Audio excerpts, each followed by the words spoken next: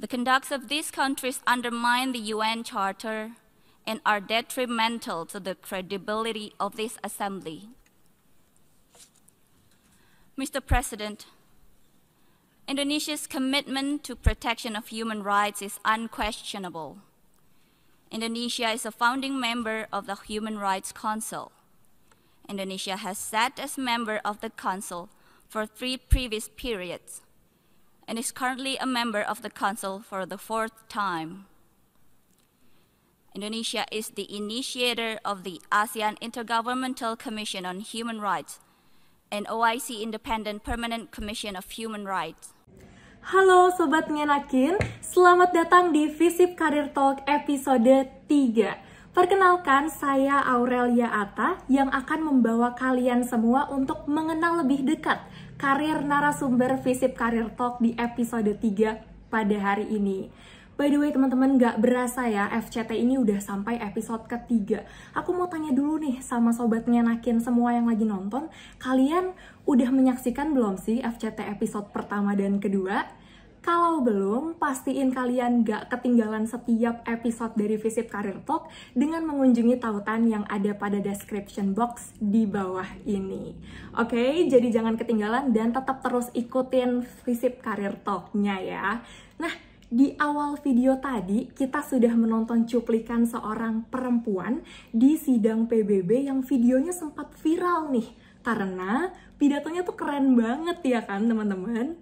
Kira-kira kalian tahu nggak sih siapa orang hebat yang ada di video tersebut? You guys it right. Ya, betul banget. Siapa lagi kalau bukan Kak Nara Masista Rahmatia. Kalau gitu, yuk langsung kita sapa dan kita kenalan dengan Kak Nara. Halo Kak Nara, apa kabarnya nih Kak? Halo, baik. Aurel, apa kabar juga? Kabarku luar biasa, senang sekali bisa bertemu seorang idola seperti Kak Nara. Oke, Kak, aku yakin nih Sobat Ngenakin yang lagi nonton pada penasaran gimana Kak rasanya menjadi satu dari sekian banyak alumni Visip UI yang dikenal oleh banyak orang karena profesi yang Kakak geluti sekarang. Ini apa nih, Visip UI-nya atau profesinya? Kalau Visip UI pastinya bangga dong ya, gitu kan. Anak-anak Visip gitu ya, karena kalau Visip UI itu yang saya ingat yaitu beragam sekali. Jadi orangnya tuh macam-macam dan di situ kita bisa belajar mengenal berbagai macam orang dan prestasinya juga pastinya dikenal ya. Jadi alumni Visip UI itu tentu saja bangga dan pastinya senang sekali bisa mengharumkan nama Indonesia nih dari alumninya Visip UI nih Sobat Ngenakin. Nah, aku mau memperjelas aja ke Sobat Ngenakin semua kalau Kak Nara ini memang merupakan lulusan dari Visip UI angkatan 2002, tepatnya dari jurusan Hubungan Internasional. Betul Kak Nara? Iya, betul. Aku mau kasih bocoran sedikit kalau kita ini ternyata satu alma mater, Kak. Oh, mantap banget nih. Anak HI ya, aduh. Sama-sama dari HI juga nih, tapi udah jauh banget angkatannya, Kak. Dulu aku juga di Visip itu ikutan BPM, anggota BPM gitu. Sempat jadi ketua komisi juga, komisi 2 waktu itu konstitusi ya, undang-undang gitu. Jadi dulu sempat di BPM. Ada pembahasan ADART juga waktu itu. Iya. Oke, sempat ikut ya. Nah, sekarang nih Kak Nara sudah sukses ya dan diundang kembali ke Visip UI sebagai narasumber dari Visip Career Talk, prokernya Departemen Pengembangan Karir BEM Visip UI. Luar biasa nih. Nah, Kak Nara, denger-dengar Kakak lagi tinggal di Swiss. Betul atau betul tuh, Kak? Ya, betul sekali. Bisa dilihat dari ini nuansanya masih sepi, masih sekarang itu jam 5 pagi ya, mungkin ya, jam 5 pagi. Jadi saya bela-belain buat ketemu teman-teman semua karena karena sebagai alumni yang merasa bangga dengan alma mater, jadi biarpun jauh di Swiss saya ingin tetap sharing pengalaman hidup gitu ya dengan teman-teman mahasiswa semua. Oke, luar biasa banget nih Kak Nara. Jadi Sobat Ngenakin, bisa saya pastikan kalau episode ketiga dari FCT ini merupakan edisi FCT yang paling jauh jaraknya. Karena posisinya saya lagi di Jakarta dan seperti yang tadi Kak Nara bilang, Kak Nara sekarang tinggalnya di Swiss.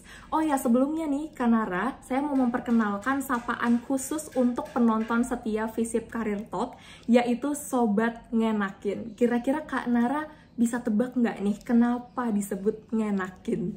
Kenapa ya sobat ngenakin?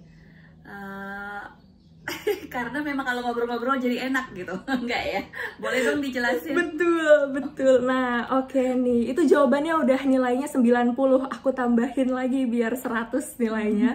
Jadi ngenakin itu Kak merupakan kependekan dari hal yang sekarang sedang kita lakukan, yaitu ngobrol edukatif bersama narasumber kekinian. Mantap banget kan Kak? Mantap.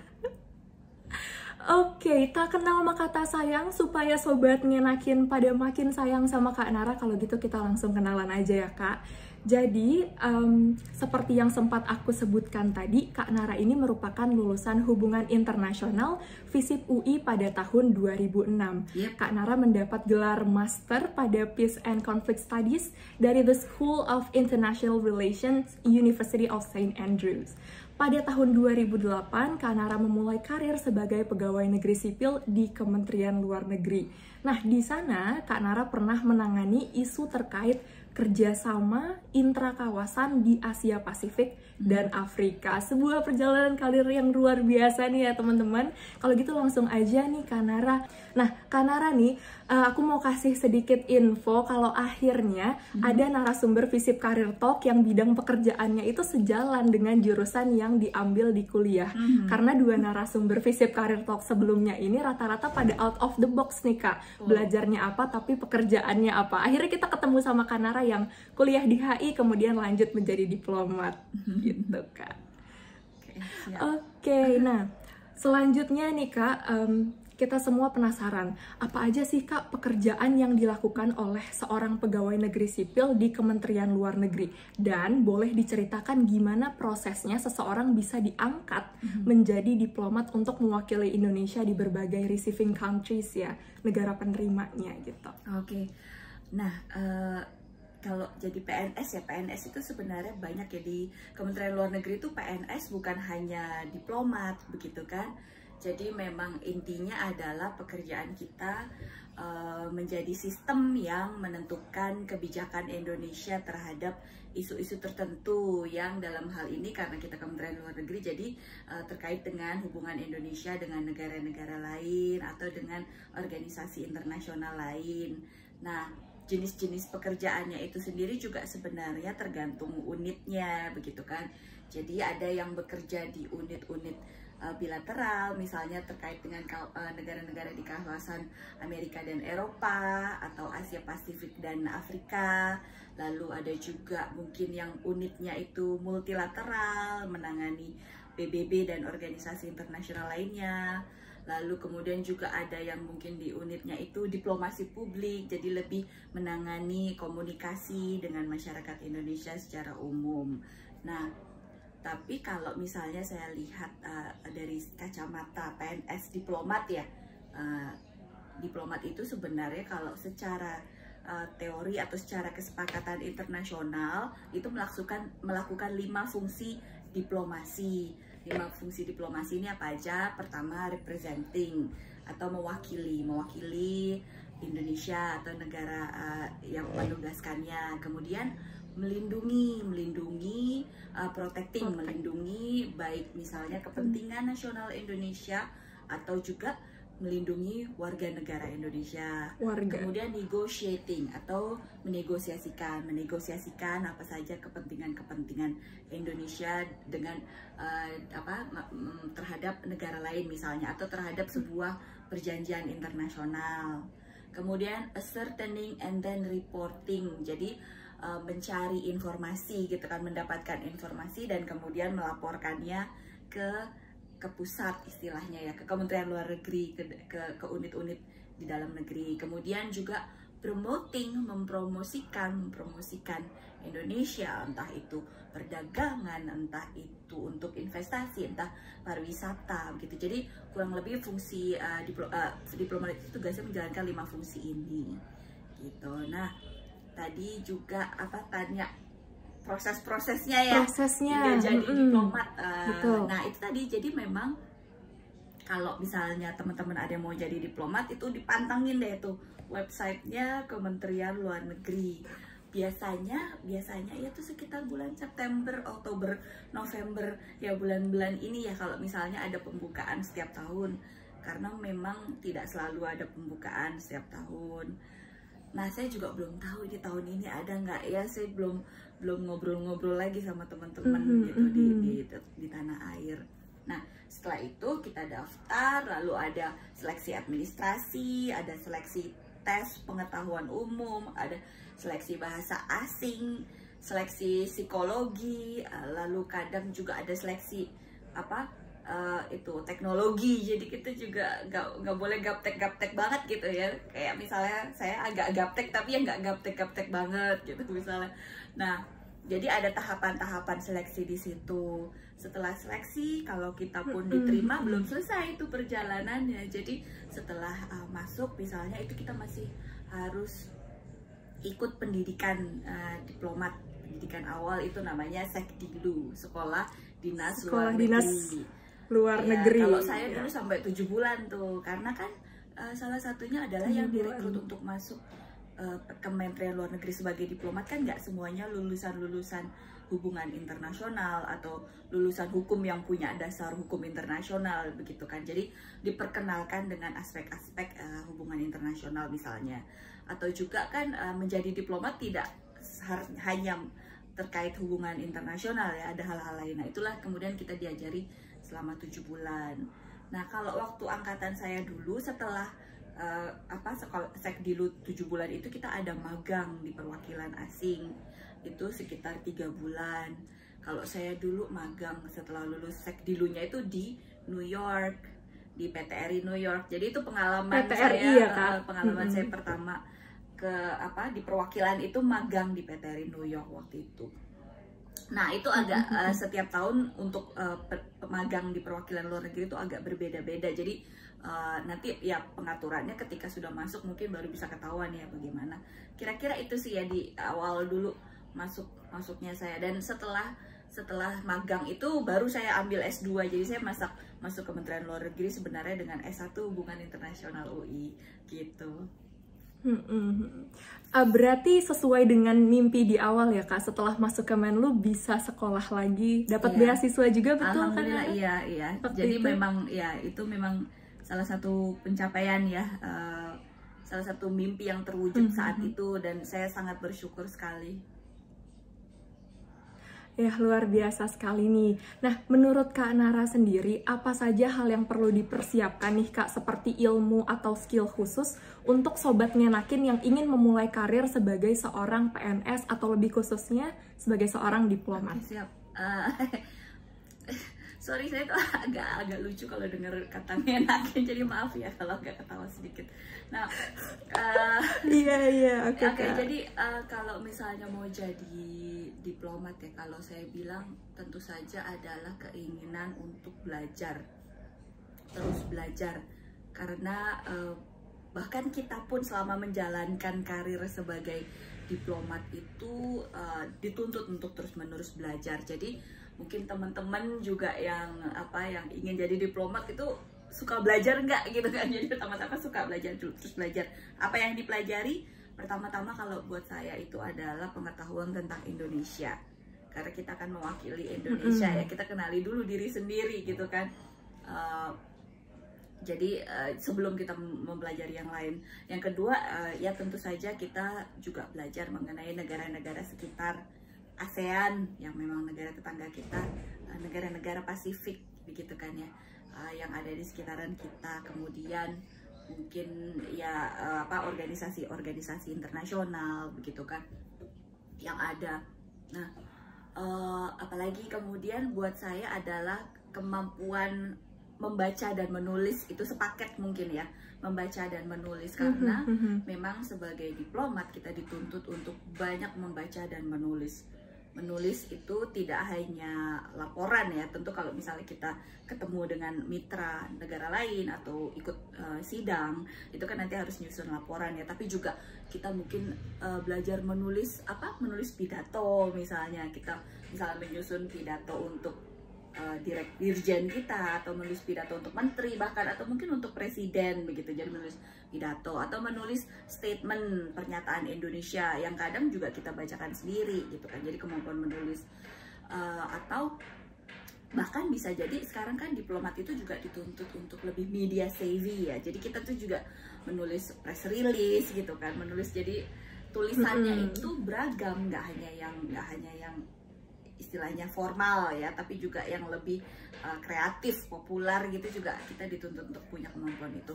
Nah, kemudian tentu saja sebagai diplomat kita perlu terus belajar untuk berbicara gitu, berbicara di depan umum, ketika kita membacakan pernyataan misalnya, atau ketika kita harus melakukan negosiasi, pertemuan harus berani mengungkapkan pendapat, tentu saja pendapat yang dilandasi dengan pengetahuan yang cukup begitu. Nah, jadi kalau misalnya saya dari membaca tadi ya, dari ini juga nih yang berikutnya nih, selain untuk kemampuan bicara ini juga kita tuh ternyata penting loh untuk gaul. Jadi gaul itu penting karena apa? Karena kita terbiasa untuk berinteraksi dengan orang-orang gitu kan, berinteraksi dengan orang baru, terbiasa berbicara dengan berbagai macam orang, dan juga kita dengan gaul itu kita bisa dapat ilmu pengetahuan gitu. Membaca iya, tapi juga kita gaul, bicara, diskusi, itu bisa membuka alam pikiran kita gitu kan. Jadi itu juga jangan dilupakan. Jadi kalau teman-teman misalnya sekarang masih di kampus, aduh oke lah, bolehlah ke perpustakaan ya sekali 2 kali gitu, tapi jangan lupa juga misalnya ikut organisasi begitu kan, kayak ini teman-teman di BEM begini. Nah, ini adalah salah satu modal yang sebenarnya juga akan sangat bermanfaat untuk menjadi diplomat. Nah, kemudian yang juga saya mungkin suka tekankan ya untuk pertanyaan semacam ini tuh sistem dukung gitu. Jadi ketika kita kita mau jadi diplomat, tuntutan yang akan kita hadapi itu terkadang tidak bisa kita hadapi sendiri. Jadi kita harus membentuk sistem dukung di sekeliling kita. Karena apa? Tidak hanya tuntutan pekerjaan, tapi kan bukan hanya tuntutan substansi pekerjaan, tapi tuntutan misalnya harus banyak bepergian ke luar negeri, atau harus berpindah negara setiap berapa tahun sekali. Itu kan scope lingkupnya itu mempengaruhi kehidupan orang-orang di sekeliling kita juga ya, bukan hanya kita sendiri. Itu dia kenapa buat saya sistem dukung itu sangat penting. Jadi mungkin ini ya kurang lebih hal-hal yang wajib ya kalau saya bilang, yang sebaiknya dipersiapkan kalau mau jadi diplomat gitu. Oke, teman-teman sobat ngenakin nih udah mulai dicatat dan diinget-inget dari sekarang, mulai dari suka belajar, banyak baca, nulis, gaul, jangan lupa supaya kita enak kalau misalnya bicara sama orang, dan terakhir juga siapkan sistem dukung yang kuat, karena pekerjaan sebagai seorang diplomat ini juga membutuhkan sistem dukung tadi kalau kata Kak Nara. Oke, kita akan lanjut nih, aku akan lanjut cerita perjalanan karir dari Kak Nara. Pada tahun 2014 nih Sobat Ngenakin, Kak Nara ditugaskan pertama kali di luar negeri sebagai sekretaris ketiga, dan pada tahun 2016 sebagai sekretaris kedua di Perutusan Tetap Republik Indonesia untuk PBB. Pada tahun 2020, Kak Nara menjabat sebagai sekretaris pertama di Perutusan Tetap RI untuk PBB juga, kemudian juga untuk WTO dan organisasi internasional lainnya di Jenewa. Nah, Kak Nara sekarang ini menangani isu terkait ketenaga kerjaan dan parlemen. Betul nih Kak? Atau ada yang mau ditambahin mungkin Kak dari cerita perjalanan karirnya? Iya betul. Itu memang jenjang-jenjang karir yang saya lalui. Jadi kalau misalnya teman-teman denger gitu diplomat, sekretaris pertama, kedua, ketiganya apa sih ini, diplomat apa sekretaris ya gitu kan. Nah jadi memang itu adalah itu adalah urutan-urutan gelar diplomatik gitu kan. Kalau bahasa Inggrisnya gitu kan, first secretary, second secretary. Nah jadi urutannya itu biasanya dari attaché dulu. Jadi yang pertama itu yang pertama attaché, lalu sekretaris ketiga, sekretaris kedua, sekretaris pertama, terus counselor, terus minister counselor, minister counselor, kemudian ambassador gitu. Baru duta besar. Ya. Jadi itu memang urutan dalam gelar diplomat ya. Ya gitu pengalaman. Oke, nih boleh diceritain nih Kak ke Sobat Ngenakin, bagaimana sih Kak dinamika perjalanan karir Kak Nara dari yang sekretaris ketiga hingga bisa mencapai posisi Kak Nara sekarang sebagai sekretaris pertama di PT RI gitu. Dinamikanya seperti apa gitu Kak? Ya memang kalau jenjang ini kan memang ada tahapnya ya. Jadi setiap beberapa tahun sebenarnya kita diberi kesempatan untuk naik gelar gitu ya istilahnya. Jadi memang itu ada sesuatu yang reguler. Tapi kita juga tentu saja harus melalui tahapan-tahapan, misalnya sudah penempatan begitu kan, kita sudah penempatan berapa kali kemana, lalu juga pendidikan. Jadi pendidikan juga tadi kan ada sekdilu, lalu nanti di level menengah kita harus melalui pendidikan sesdilu, sekolah staf dinas luar negeri gitu, untuk bisa naik gelar diplomatik berikutnya misalnya. Lalu nanti di level pimpinan ada sesparlu, sekolah staf dan pimpinan Kementerian Luar Negeri gitu ya. Pimpinan nah, luar negeri ya. Jadi ada tahapan-tahapan di situ. Nah kalau saya sendiri memang waktu itu kan ceritanya ya pulang pergi dulu kan, setelah magang dari PT RI New York dulu itu saya sebagai attaché. Nah terus saya balik ke unitnya di kerjasama intrakawasan Asia Pasifik dan Afrika, tadi sudah disebut ya sama Aurel. Nah di situ sebagai Sek 3 saya membantu unit untuk menangani isu Asia Afrika. Jadi kalau misalnya teman-teman pernah dengar New Asia Africa Strategic Partnership misalnya, dulu tahun 2015 tuh masih umur berapa ya teman-teman ya? Bukan 2015, sebelumnya lagi malah. Aku sendiri masih SMP tuh waktu ya? itu. Jadi itu bahkan belum 2015, sebelum itu lagi, jadi masih SD mungkin ya. Jadi New Asia Africa Strategic Partnership itu yang apa sih, yang kalau sempat dengar Dasasila Bandung, Konferensi Asia Afrika. Nah NAASP ini kelanjutannya dari Konferensi Asia Afrika. Nah terus kemudian tahun KAA tadi ya, mulai tahun 2012 2013 itu saya mau menjadi bagian dari tim yang mempersiapkan keketuaan Indonesia untuk Asia Pacific Economic Cooperation (APEC) gitu. Dulu kan kita tahun 2013 jadi tuan rumah. Nah jadi saya jadi tim tuan rumah ya, betul. Di Indonesia diadakannya, kita nyiapin semuanya dari mempersiapkan substansi pertemuan, apa yang mau dibahas, apa hasil-hasilnya, sampai misalnya menentukan tempat-tempat meetingnya, hotelnya di mana, begitu kan. Jadi semuanya kita handle isu itu.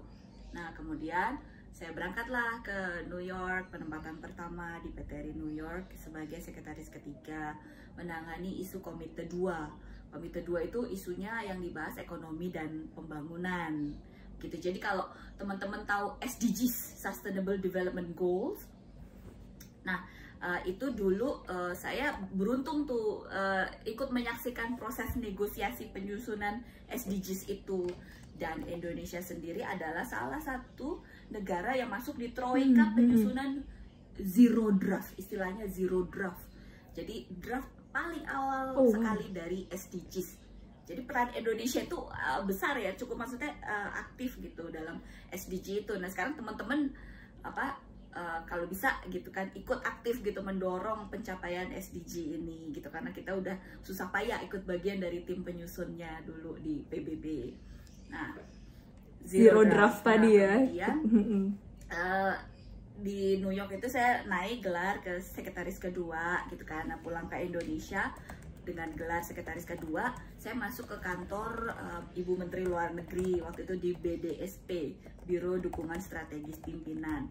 Ya tugas kami mempersiapkan segala pertemuan-pertemuan dan kebutuhan-kebutuhan Ibu Menteri Luar Negeri dalam menjalankan tugas gitu. Nah terus juga selama di BDSP itu juga saya beberapa kali dapat tugas tambahan untuk menjadi juru bicara, misalnya juru bicara Indonesia Inggris. Waktu itu sempat ditugaskan untuk menjadi juru bicara Bapak Wakil Presiden Yusuf Kala di SMU PBB di New York juga waktu itu.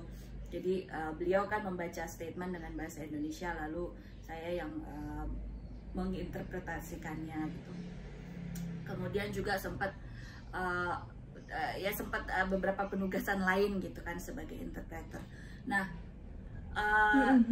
kemudian tahun 2020 gitu, 2020 saya berangkat ke Jenewa menangani isu ketenaga kerjaan dan parlemen. Jadi di sini ada ILO kan, International Labour Organization gitu, dan juga ada IPU, Interparliamentary Assembly.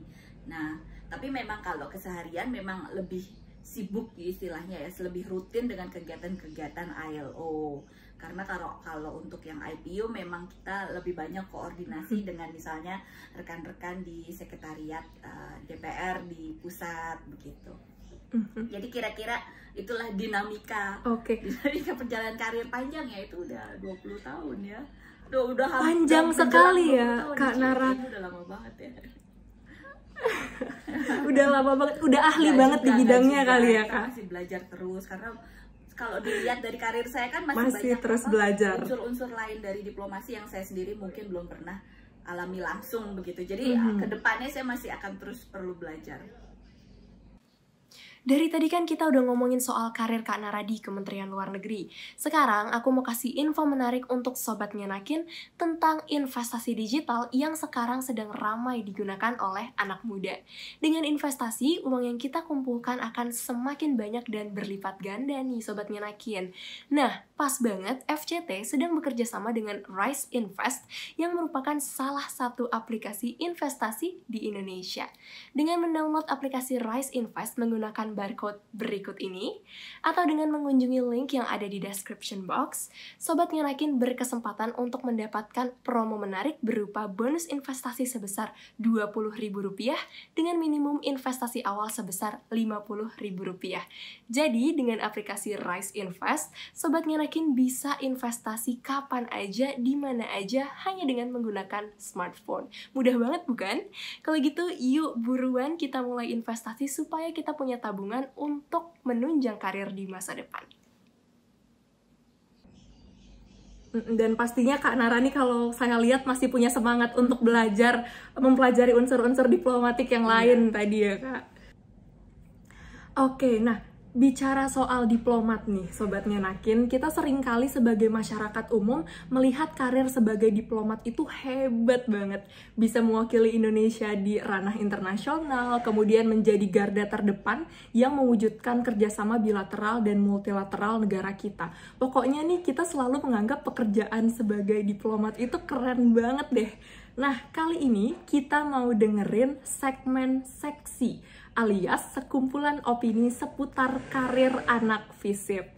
Nah, sekarang saya mau tanya nih sama Sobat Ngenakin. Menurut kamu, profesi diplomat itu tugasnya ngapain aja sih?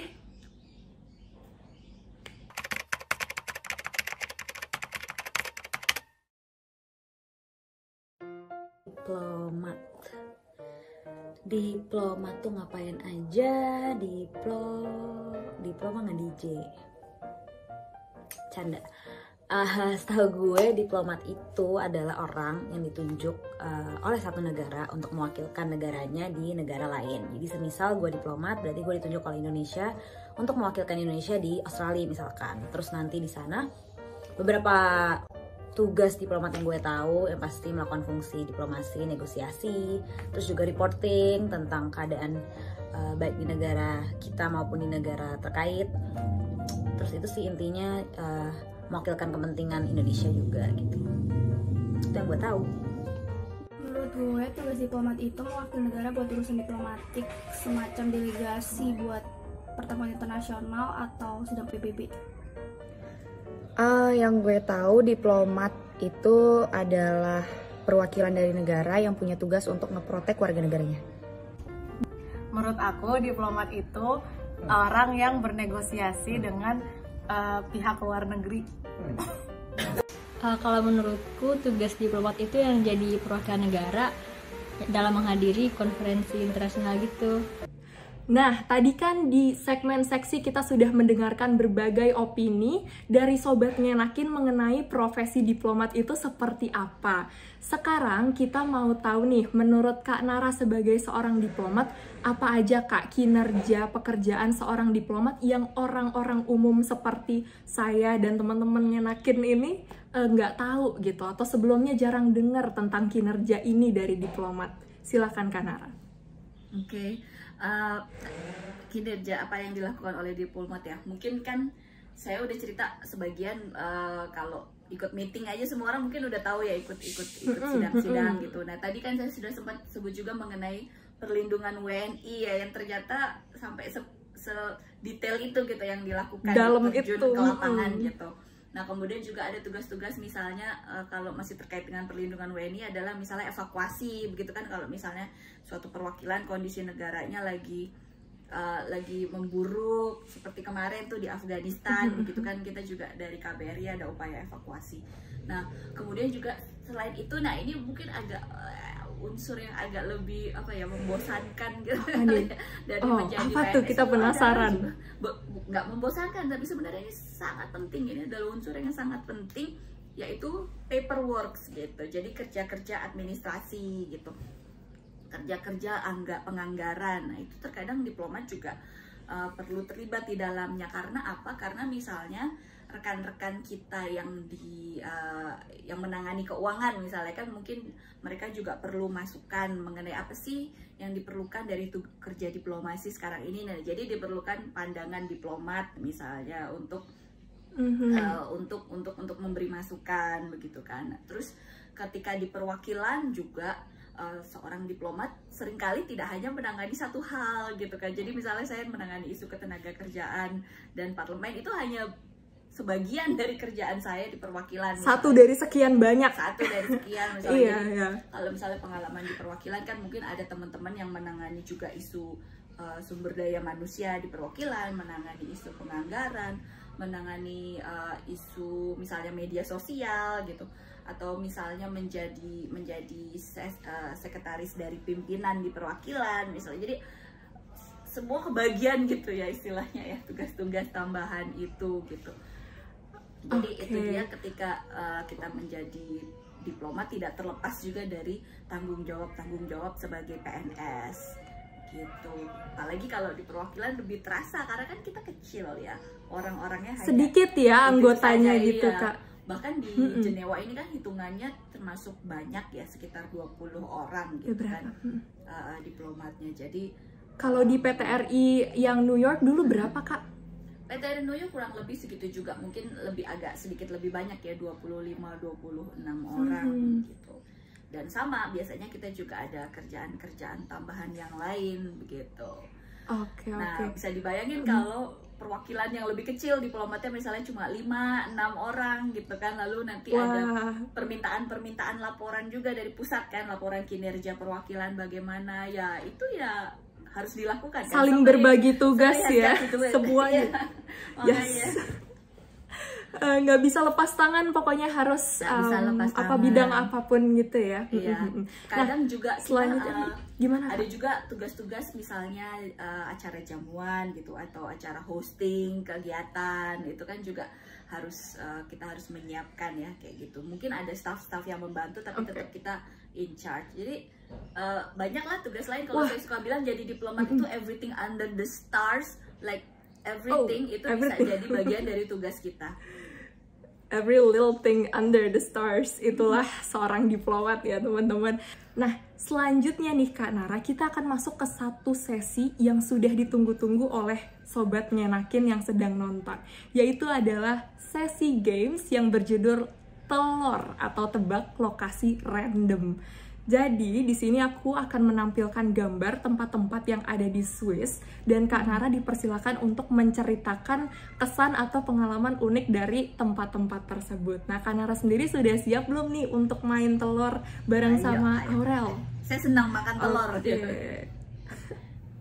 makan telur. Kalau gitu kita lihat di layar, ini dia telurnya teman-teman. Boleh di full screen kali ya teman-teman dari tim FCT.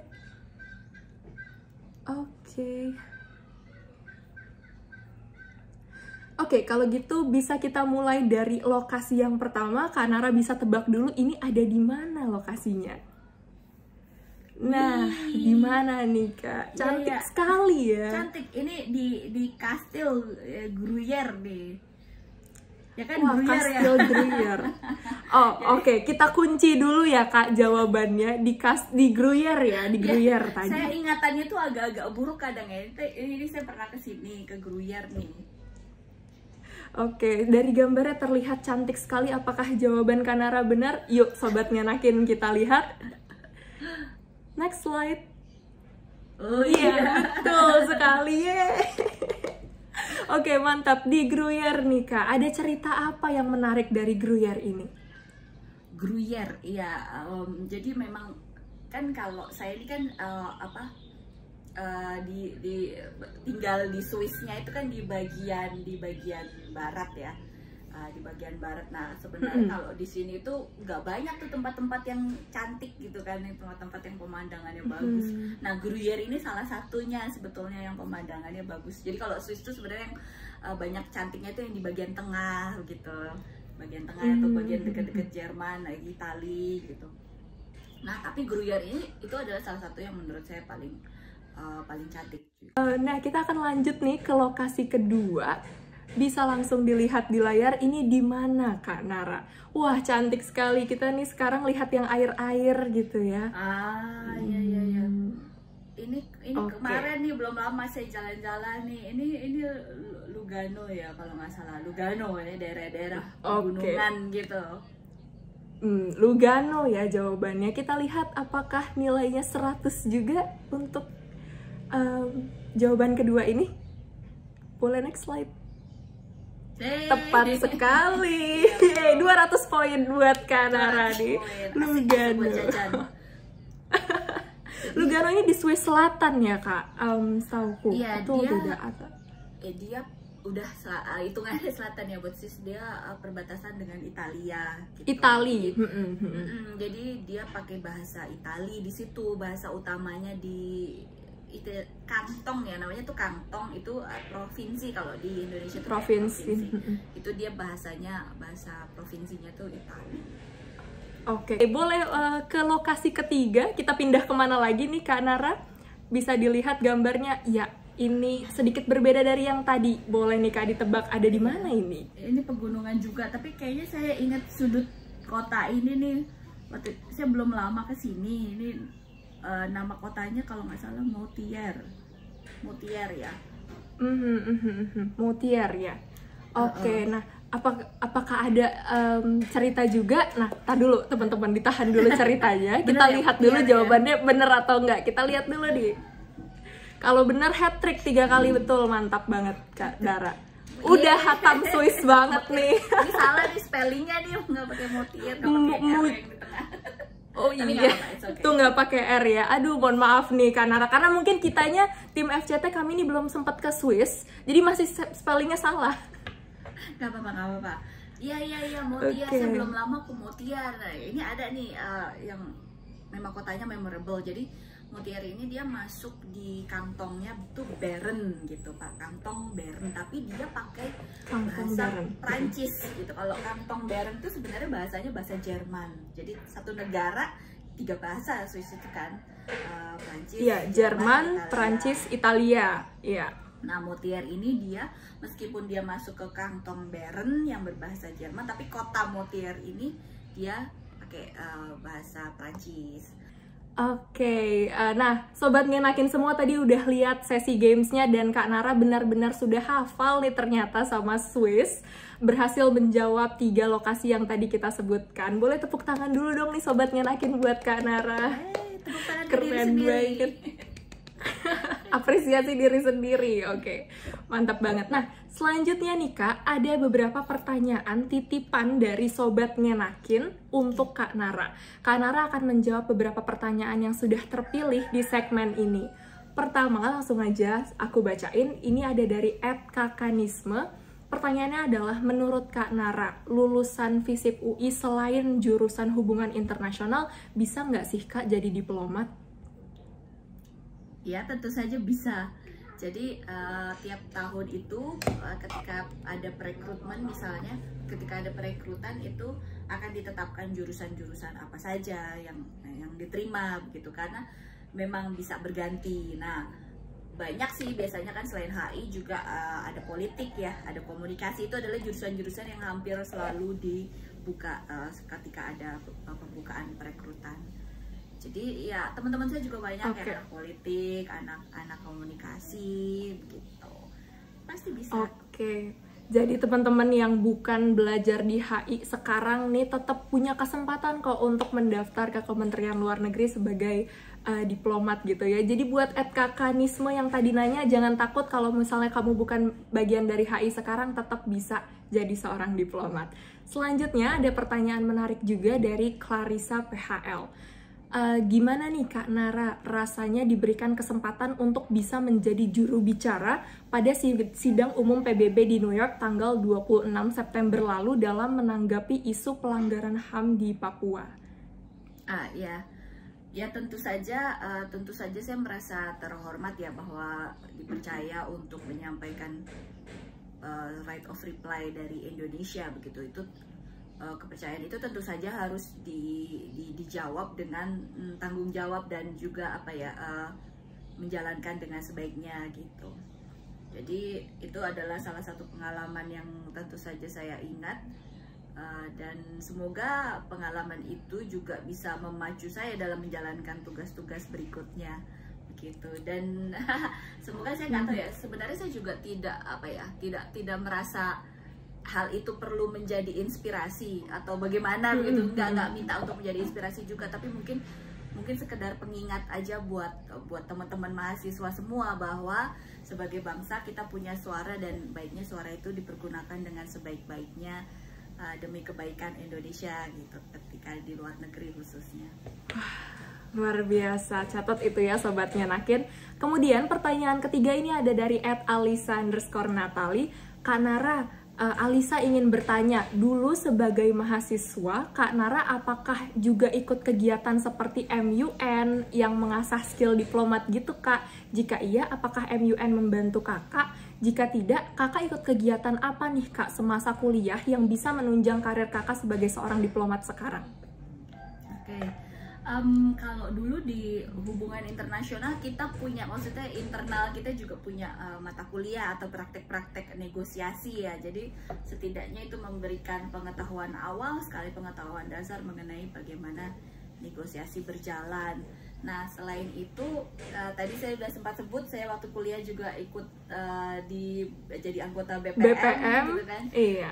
Selama 2 periode, jadi saya waktu itu 2 tahun saya jadi anggota BPM. Kalau untuk ikut MUN sendiri, memang saya waktu itu tidak pernah ikut karena banyak alasan juga ya, karena mungkin selain kuliah, dengan tugas-tugas kuliah, dengan terus ikut BPM juga, saya juga kerja juga waktu itu, saya sambil ngajar privat juga, jadi memang terus di tahun terakhir itu saya juga jadi asdos begitu kan. Jadi memang sudah agak padat ya jadwalnya. Ditambah lagi kalau zaman saya itu MUN itu belum banyak kesempatan MUN, dan mahal gitu, dan mahal. Betul, jadi kita harus aktif mencari sponsor gitu untuk berangkat. Dan itu tadi belum banyak, tidak sebanyak saat ini kesempatannya. Tapi kalau misalnya teman-teman punya kesempatan, itu bagus juga untuk dikejar. Oke, setuju banget nih sama Kak Nara. Berarti mungkin buat teman-teman yang sekarang udah aktif MUN, terus aja diasah skillnya nih teman-teman, karena itu pasti bisa menjadi salah satu modal mungkin ya, yang bermanfaat untuk teman-teman berkarir di dunia apapun nanti gitu.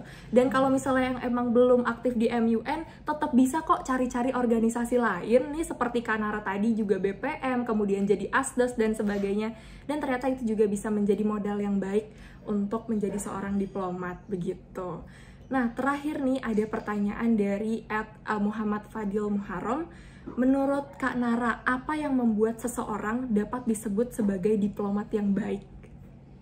Wah, pertanyaannya berat ini. Luar biasa nih pertanyaannya dari Muhammad Fadil.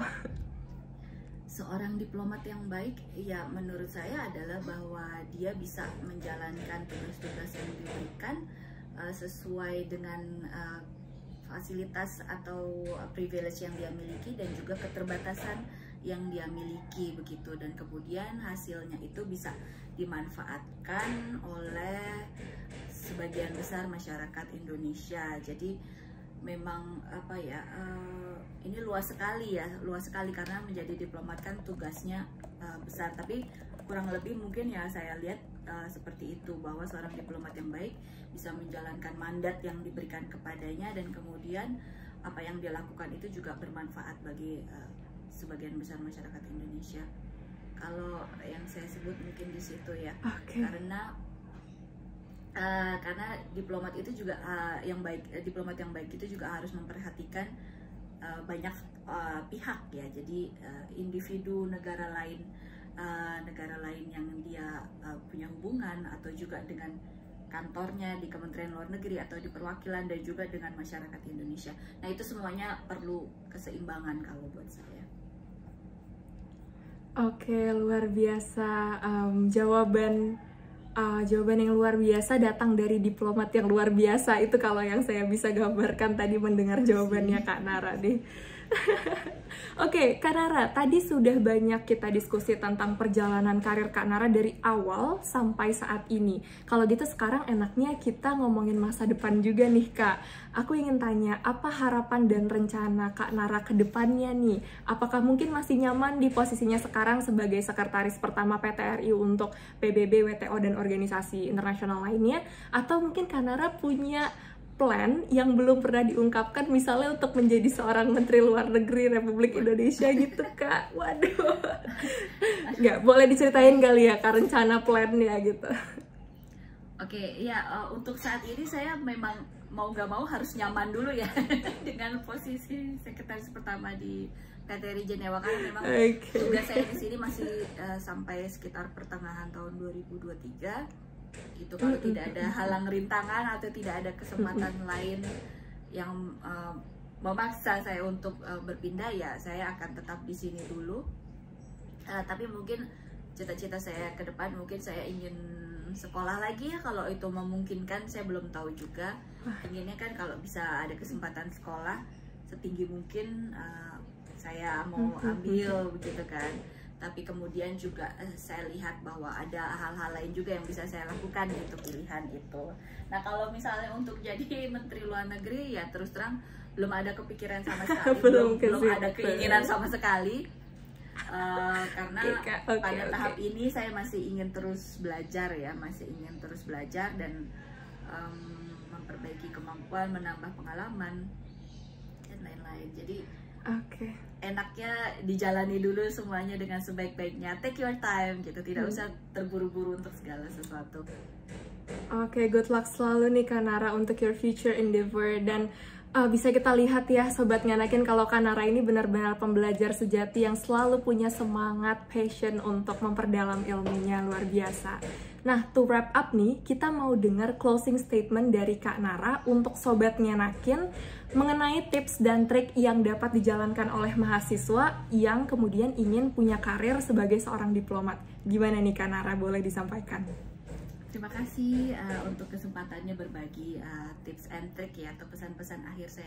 Saya suka share beberapa pesan kunci misalnya ke teman-teman yang masih mahasiswa, yang mungkin ingin jadi diplomat, atau mungkin punya cita-cita yang lain juga yang di luar menjadi diplomat. Yang pertama misalnya adalah temukan passion. Apa passion kita dalam menjalani hidup? Kalau saya misalnya setelah bertahun-tahun di Kementerian Luar Negeri, atau bukan Kementerian Luar Negeri aja, tapi saya saat ini saya punya passion adalah terhadap isu-isu kesetaraan gender dan pemberdayaan perempuan begitu. Apapun dalam kegiatan kehidupan yang saya jalankan, saya selalu berupaya mencari cara untuk bisa berkontribusi dalam bidang ini. Salah satunya saya punya komunitas saling perempuan punya pilihan dan perempuan saling dukung, itu namanya OPSHE di Instagram @opt.she. Jadi kalau teman-teman sempat lihat, mungkin bisa dicek ya Instagram kami begitu. Di situ ada video-video ngobrol-ngobrol juga mengenai berbagai isu. Nah, itu temukan passion. Jadi kalau kita menjalankan sesuatu dengan passion, apapun hasilnya kita akan tetap semangat karena kita tahu itu yang membuat kita bersemangat dalam menjalani hidup begitu. Temukan passion. Nah, yang kedua itu adalah shoot for the stars. Jangan takut bermimpi setinggi mungkin gitu. Jangan pikir gagalnya dulu. Gagal is fine, lagian kalau kamu shoot for the stars, kalaupun kamu gagal, you may land on the moon gitu kan istilahnya, tetap bagus among juga, the stars gitu, gitu kan. Jadi nggak buruk-buruk gitu. Kita berusaha mencapai setinggi mungkin. Nah, kemudian terus belajar apapun itu dalam kehidupan, kita harus terus belajar. Nah, yang berikutnya adalah perluas pergaulan. Nah, ambil yang baik-baiknya gitu kan, ambil pengetahuannya, saring yang kurang baik-baiknya begitu misalnya. Kemudian nikmati proses gitu. Gagal, sukses itu cerita, itu bagian dari cerita. Yang penting kita menikmati proses. Dan yang terakhir, Aurel, kalau boleh, itu adalah jangan lupa untuk memberi manfaat bagi sesama begitu kan, karena bisa jadi dalam jalan hidup kita itu kita banyak dibantu orang lain, kita mendapat kemudahan-kemudahan dari orang lain. Karena itu jangan lupa juga untuk kita membantu orang lain dan memberi kemudahan bagi orang lain. Mungkin itu ya pesan-pesan terakhir dari saya. Aku mau ingetin lagi untuk Sobat Nganakin, jangan lupa download aplikasi Rise Invest Indonesia menggunakan barcode yang ada di sebelah aku, atau dengan mengunjungi link yang ada di description box. Karena nantinya kalian akan mendapatkan promo-promo menarik setiap kali melakukan investasi. Just buruan download! Oke teman-teman, Sobat Nganakin, bisa dicatat tuh pesan-pesan apa aja yang tadi sudah disampaikan sama Kak Nara. Terutama yang paling terakhir, jangan lupa untuk bermanfaat, menjadi bermanfaat bagi orang lain. Dan saya yakin banget dengan Kak Nara hadir di FCT episode ketiga ini, berbagi sama Sobat Nganakin, sama kita semua. Disinilah Kak Nara sudah benar-benar mempraktikkan saran kelima tadi dari Kak Nara itu sendiri, yaitu menjadi bermanfaat bagi Sobat Nganakin yang sedang menonton video FISIP Career Talk episode ketiga kali ini. Wah, kalau gitu terima kasih banyak Kak Nara sudah meluangkan waktunya hari ini di tengah semua kesibukannya sebagai seorang diplomat nih Kak. Dan banyak sekali informasi yang didapat, pastinya bermanfaat untuk Sobat Nganakin yang sedang menonton. Sukses selalu untuk Kak Nara ke depannya, semoga semua harapannya bisa tercapai. Terima kasih Kak Nara. Ya, terima kasih teman-teman dari BEM FISIP UI semuanya sudah memanfaatkan waktunya untuk ngobrol dengan saya. Terima kasih, sukses selalu semuanya. Oke, kembali kasih Kak Nara, dan terima kasih juga saya sampaikan untuk Sobat Nganakin yang telah menonton FISIP Career Talk episode ketiga hari ini. Buat Sobat Nganakin yang ingin mempunyai karir sebagai seorang diplomat, boleh banget nih untuk mengikuti tips dan trik yang sudah diberikan oleh Kak Nara tadi.